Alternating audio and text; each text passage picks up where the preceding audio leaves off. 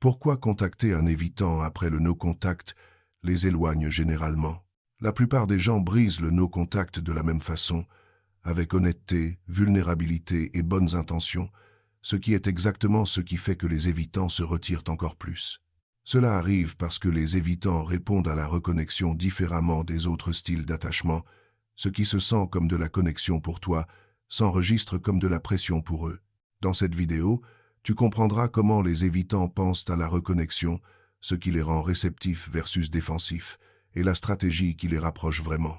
Si tu t'es demandé quand et comment tendre la main, ou si tu as déjà essayé et ça s'est mal passé, reste avec moi. La plus grande erreur que les gens font en essayant de récupérer un évitant après le no-contact est de supposer que la personne qui revient a besoin de voir du changement, de la croissance ou de la clarté émotionnelle. Cette supposition semble logique parce que dans la plupart des dynamiques relationnelles, montrer du progrès et de la maturité aide à reconstruire la confiance. Avec les évitants, cependant, mener avec transformation personnelle crée l'effet opposé. Quand quelqu'un tend la main en expliquant combien il a appris, comment il a travaillé sur lui-même, ou à quel point les choses seront différentes maintenant, un évitant entend une promesse de plus d'intensité, plus de demandes émotionnelles et plus de vulnérabilité qu'il devra éventuellement égaler. Leur système lit le discours sur la croissance comme un aperçu d'une proximité accrue, ce qui est exactement ce qui a déclenché leur retrait en premier lieu.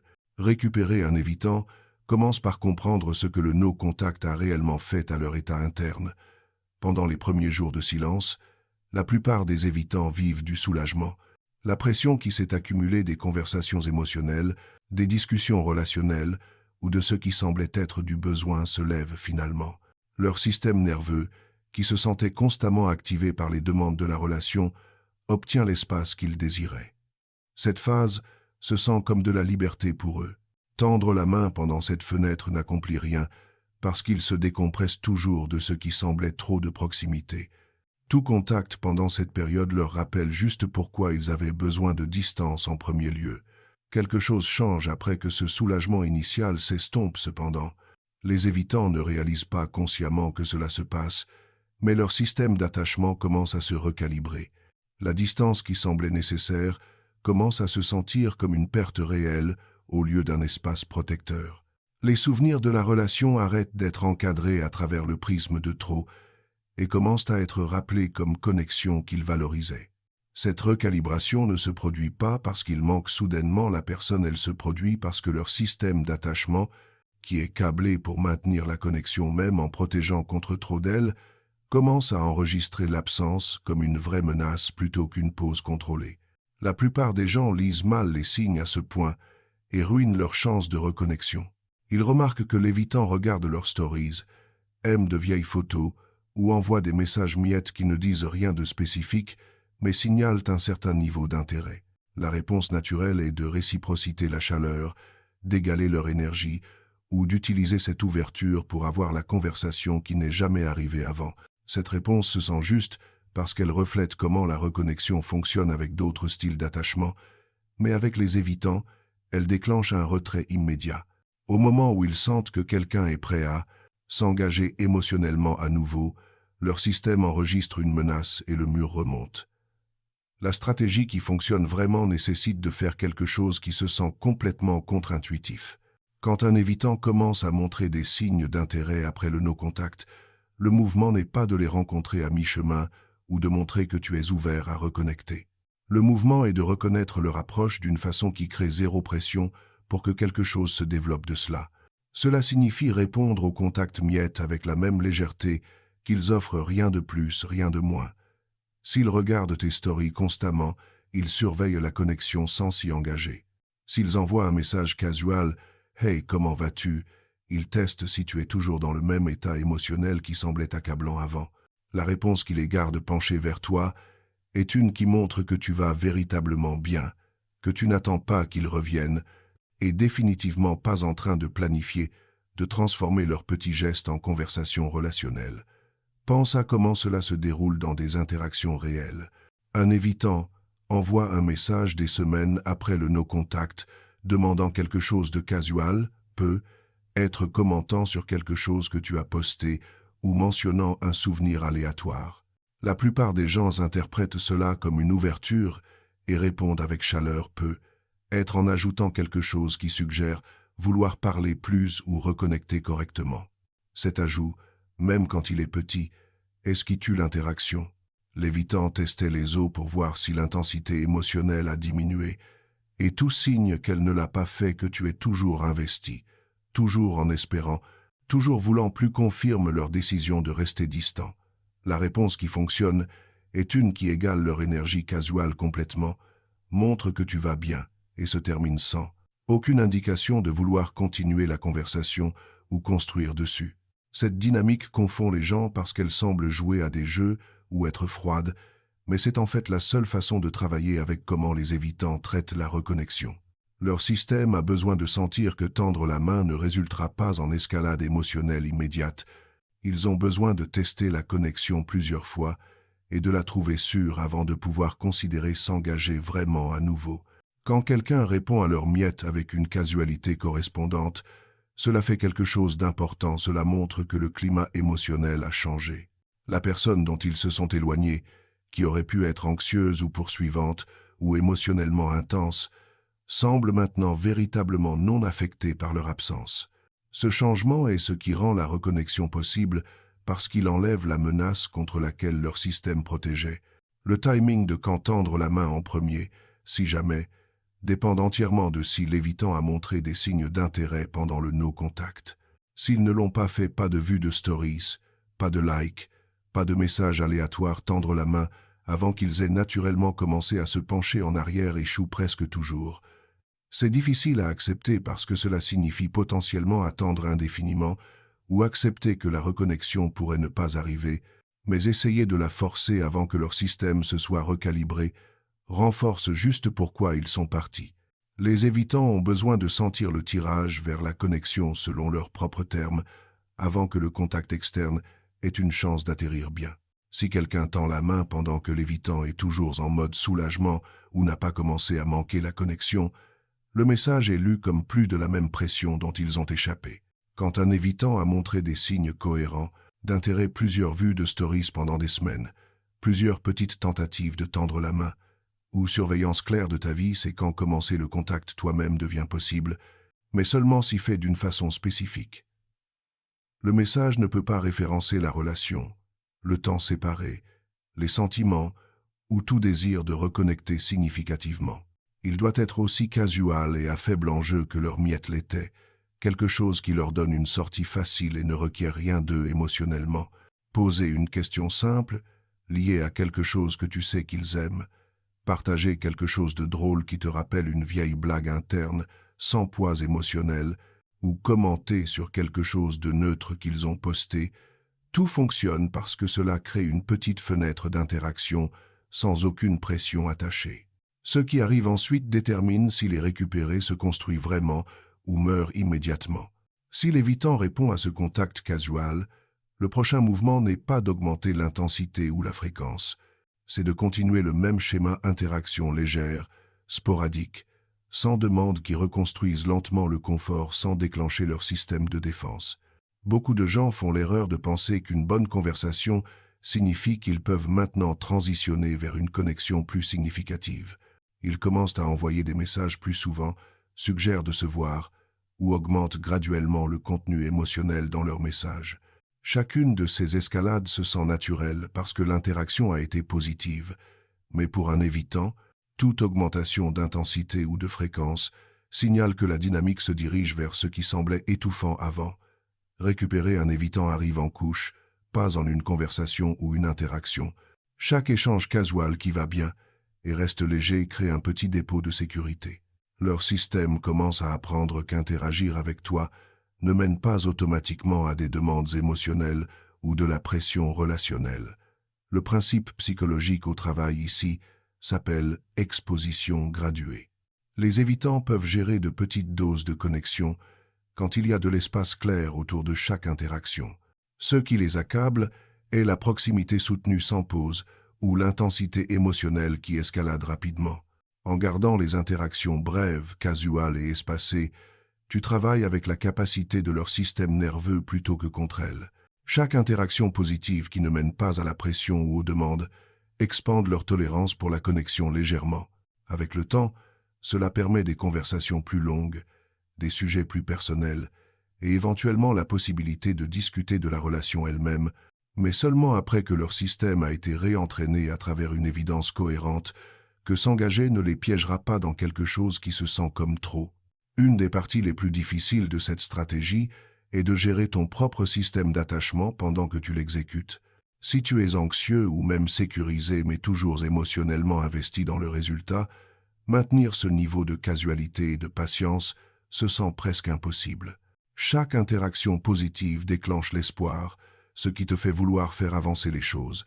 Chaque période de silence, après une bonne conversation, active l'anxiété sur perdre l'élan.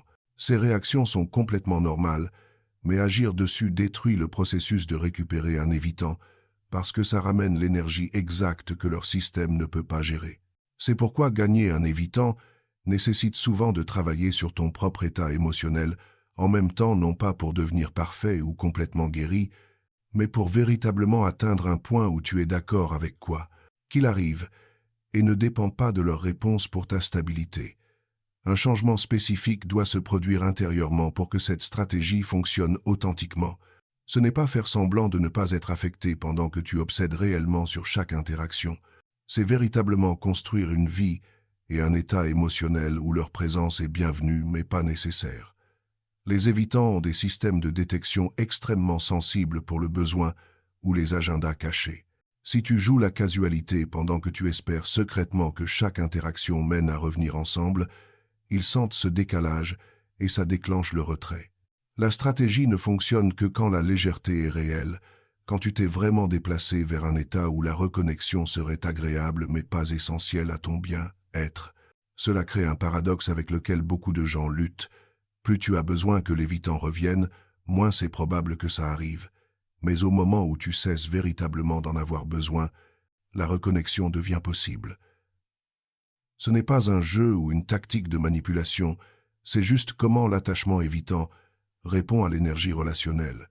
Il se déplace vers les gens qui ne les tirent pas, et loin des gens qui le font, même quand le tirage est doux ou bien intentionné. Arriver à un endroit d'indifférence véritable sur le résultat ne concerne pas abandonner ou jouer difficile à obtenir. Ça concerne reconnaître que ta stabilité émotionnelle ne peut pas dépendre de si quelqu'un avec des schémas évitants décide de s'engager à nouveau. La stratégie pour les récupérer doit aussi prendre en compte ce qui a tué la connexion originellement. Si la relation s'est terminée à cause de dynamiques anxieuses, évitant où une personne poursuivait et l'autre se distançait, les récupérer ne fonctionnera pas à moins que ce schéma ait vraiment changé. L'évitant a besoin de voir à travers ton comportement, pas tes mots, que la dynamique a changé. Cela signifie non seulement éviter les comportements anxieux pendant les tentatives de reconnexion, mais vraiment résoudre ce qui a créé l'anxiété en premier lieu. Les évitants peuvent sentir quand quelqu'un se force à agir casual versus être vraiment dans un endroit émotionnel différent. Le premier ne crée pas la sécurité parce qu'ils savent que l'anxiété est juste supprimée, attendant de résurgir une fois que la connexion se reconstruit. Certaines situations ne permettent pas de les récupérer, peu importe à quel point la stratégie est parfaitement exécutée. Si l'évitant est complètement passé à autre chose, a commencé une nouvelle relation, ou a pris une décision ferme que la reconnexion n'est pas quelque chose qu'il veut, aucune quantité de casualité stratégique ne change cela.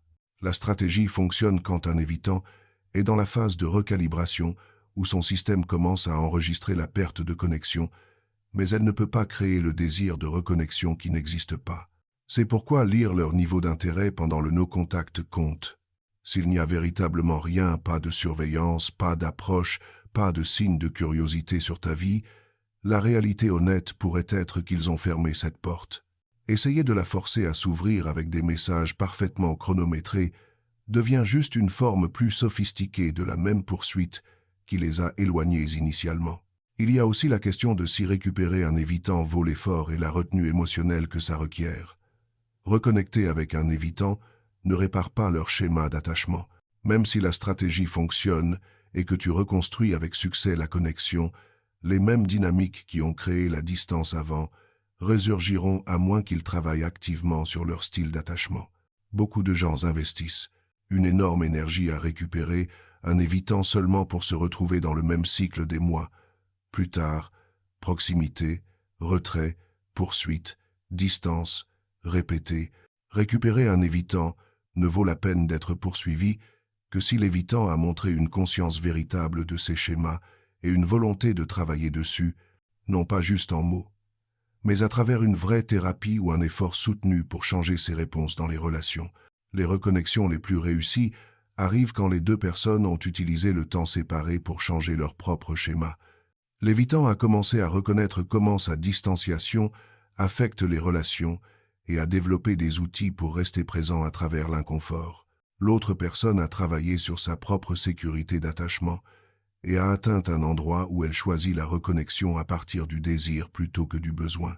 Quand ces deux changements se sont produits, la relation qui se reforme a une fondation différente de celle qui s'est terminée. Sans les deux pièces, les récupérer mène juste au même point de rupture éventuellement. Comprendre tout cela change comment tu évalues s'il faut même tenter de récupérer un évitant. Ce n'est pas juste si tu peux exécuter la stratégie correctement, mais si la relation a le potentiel d'être différente de ce qu'elle était avant. Si un évitant a mis fin aux choses parce qu'il se sentait submergé par des attentes relationnelles normales, vouloir une communication cohérente, une disponibilité émotionnelle ou un engagement de base, les récupérer ne résout pas cette incompatibilité. Le schéma se répétera juste avec le même résultat. Récupérer un évitant a du sens quand la déconnexion concernait le timing, des stresseurs externes ou des dynamiques que les deux personnes comprennent maintenant et peuvent aborder différemment. Ça n'a pas de sens quand le problème fondamental est que ce dont tu as besoin dans une relation déclenche les peurs centrales de leur système d'attachement. La décision de poursuivre leur récupération doit aussi prendre en compte ce que le processus te coûte émotionnellement, maintenir le niveau de casualité et de patience requis pendant que tu regardes un évitant se pencher lentement en arrière, prend des ressources émotionnelles significatives. Pour certaines personnes, spécialement celles avec un attachement anxieux, ce processus est si activant qu'il endommage leur bien, être peu importe si ça fonctionne éventuellement. Il n'y a pas de honte à décider que récupérer un évitant ne vaut pas ce que ça requiert, que tu préférerais investir ton énergie dans des connexions qui n'ont pas besoin de ce niveau de retenue stratégique. Les évitants ne sont pas de mauvaises personnes ou cassés, mais leur style d'attachement crée des défis relationnels spécifiques que tout le monde n'est pas équipé ou disposé à naviguer. Si tu choisis de poursuivre leur récupération, la pièce finale qui fait que ça fonctionne est la cohérence absolue dans tes réponses. Les évitants ont besoin de prévisibilité pour se sentir en sécurité. Si tes réponses varient sauvagement, parfois casuales et détendues, d'autres fois émotionnellement lourds ou poursuivants, leur système ne peut pas se calibrer à toi et se replie par défaut. Chaque interaction doit renforcer le même message. La connexion avec toi est sûre, légère, et ne vient pas avec des demandes cachées ou des attentes. Cette cohérence au fil du temps est ce qui permet éventuellement à leur système nerveux de se détendre suffisamment pour considérer un véritable engagement à nouveau. Il y a une couche supplémentaire que beaucoup de gens négligent en essayant de récupérer un évitant, et elle concerne comment les évitants perçoivent le changement chez les autres. Les évitants sont profondément sceptiques des transformations soudaines ou des affirmations de croissance personnelle parce que leur style d'attachement s'est développé en partie comme réponse à des soins incohérents. Ils ont appris tôt que les promesses des gens ne correspondent pas toujours à leurs actions, alors ils font confiance au schéma plutôt qu'aux mots. Quand quelqu'un tend la main après le no-contact, en affirmant être différent maintenant, l'hypothèse par défaut de l'évitant est que ce changement est temporaire ou performatif. Ils ont probablement entendu des promesses similaires avant, soit dans cette relation, soit dans des précédentes, et ont regardé ces promesses se dissoudre une fois que la proximité est revenue. C'est pourquoi montrer le changement à travers un comportement cohérent au fil du temps compte infiniment plus que d'en parler. Un évitant a besoin d'observer le changement se produire naturellement à travers plusieurs interactions avant de pouvoir faire confiance que c'est réel. Le concept de permanence émotionnelle joue aussi un rôle dans comment les évitants traitent la reconnexion après le no-contact. Pour les gens avec un attachement sécurisé ou anxieux, les sentiments tendent à persister même pendant les périodes de séparation. Ils continuent à manquer quelqu'un, à penser à eux et à vouloir la connexion malgré la distance physique. Les évitants vivent souvent quelque chose de différent. Quand ils créent de la distance, leurs sentiments peuvent diminuer ou devenir plus faciles à supprimer. Hors de vue devient véritablement hors de l'esprit, à un degré que les autres styles d'attachement trouvent difficile à comprendre. Cela signifie que pendant le no-contact, pendant que tu pourrais constamment penser à eux et à la relation, ils pourraient avoir compartimentalisé avec succès ces sentiments et les avoir mis sur le brûleur arrière. Les récupérer nécessite d'abord de rallumer la conscience de ce qui existait entre vous, et cela n'arrive qu'à travers le type de contact léger et répété qui ne déclenche pas leur défense. Chaque interaction casuale sert de rappel doux de la connexion, sans demander qu'ils accèdent immédiatement à tous les sentiments qu'ils ont supprimés avec succès. Un autre facteur qui détermine le succès dans la récupération d'un évitant est de comprendre leur saveur spécifique d'évitement. Tous les évitants n'opèrent pas identiquement. Certains sont des évitants dédaigneux qui préfèrent véritablement l'indépendance et trouvent la plupart de la proximité relationnelle inconfortable. D'autres sont des évitants craintifs qui veulent la connexion mais la craignent simultanément, créant un push-pull interne qui est différent du schéma dédaigneux. Les évitants dédaigneux pourraient avoir besoin encore plus d'espace et de casualité dans la reconnexion parce que leur zone de confort est véritablement plus solitaire. Les évitants craintifs pourraient montrer plus d'incohérence se penchant puis paniquant et se retirant à répétition, ce qui nécessite encore plus de patience et de stabilité de ta part. Reconnaître avec quel schéma tu traites aide à calibrer les attentes et la stratégie. Un évitant dédaigneux pourrait prendre des mois à se réchauffer lentement à travers un contact casual sporadique, pendant qu'un évitant craintif pourrait cycler à travers l'intérêt et le retrait plusieurs fois avant de se stabiliser. Aucun schéma n'est meilleur ou pire, mais il nécessite des niveaux légèrement différents de patience et différentes interprétations de leur comportement. Le rôle de la jalousie ou de la compétition dans la récupération d'un évitant vaut aussi la peine d'être abordé parce que c'est communément mal compris. Certains conseils suggèrent de rendre un évitant jaloux en avançant visiblement, en sortant avec d'autres ou en montrant que tu prospères sans eux. Bien qu'il soit vrai que les évitants répondent à l'indépendance et à voir quelqu'un bien se porter, les démonstrations ouvertes conçues pour créer la jalousie se retournent souvent contre eux. Les évitants ont une fierté sensible et un fort besoin d'autonomie. S'ils sentent que tu essaies de manipuler leurs émotions à travers la jalousie, ça confirme leur soupçon que les dynamiques émotionnelles avec toi sont compliquées et potentiellement contrôlantes. Ce qui fonctionne mieux est de véritablement bien vivre et de laisser cela être visible naturellement à travers tes réseaux sociaux ou connexions mutuelles, plutôt que de le mettre en scène pour leur bénéfice. La différence est subtile mais compte énormément dans comment un évitant reçoit l'information. Le bien, être authentique les attire parce qu'il signale que tu n'es pas émotionnellement dépendant d'eux. Le bien, être performé, conçu pour créer la jalousie, les repousse parce qu'il signale que tu es toujours concentré sur obtenir une réaction d'eux.